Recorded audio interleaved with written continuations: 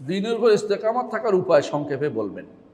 চারজনের ফিতনা আর ফিতনা এই অবস্থায় রাসূলুল্লাহ সাল্লাল্লাহু আলাইহি ওয়াসাল্লামের আদর্শটা ধরেন।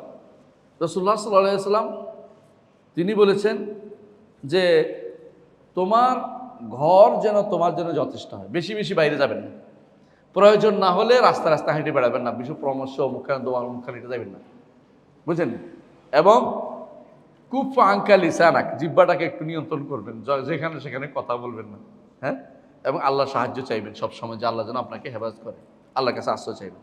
এটা রাসূলুল্লাহ সাল্লাল্লাহু আলাইহি ওয়াসাল্লাম আদর্শ, এটাই ধরবেন। আর নিয়মিত মসজিদে ইবাদতে আসবেন।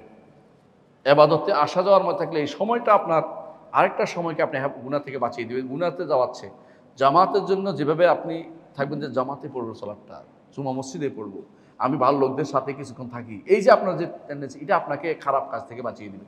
মনে রাখবেন, গোপন কোনো কিছুতে যোগ দিবেন না। গোপন বুঝেন?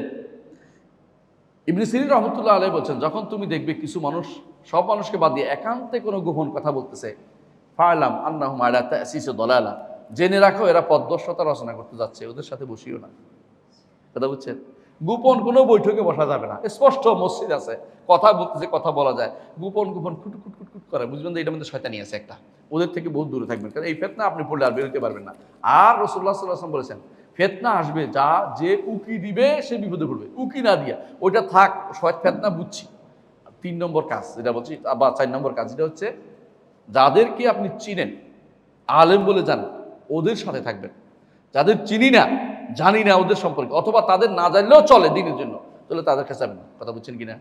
আপনার জন্য কোনোভাবেই, হ্যাঁ, ওই যে কি একটা আছে না, তাকে কোনোদিন দেখে নাই কেউ, ওয়াজ করে,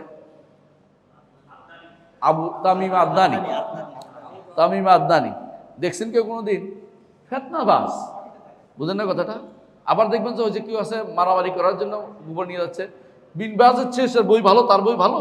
কেউ আছে আমেরিকায় থাকে, সে তার বই একটা হয়তো ব্যাখ্যা করছে, এটা পড়ানোর জন্য ব্যস্ত হয়ে পড়ে। এটা পড়ানোর উদ্দেশ্য না, উদ্দেশ্য হচ্ছে এটার মাধ্যমে যুবকদেরকে মগজ ধোলাই করে তাকে জঙ্গিবাদে নিয়ে যাবে। এই জন্য আপনি শেখ বিন বাজ রহমতুল্লাহ আলাইহি আছে, শেখ ওসাইমিন আছে, শেখ সালেহ ফৌজান আছে, শেখুল আলবানী আছে, ওনাদের বড় বড় আলেমদের কথা না শুনে আপনি ছোট ছোট আলেমদের পিছনে হাঁটেন কেন? কারণ আপনার মধ্যে শয়তান ধরেছে।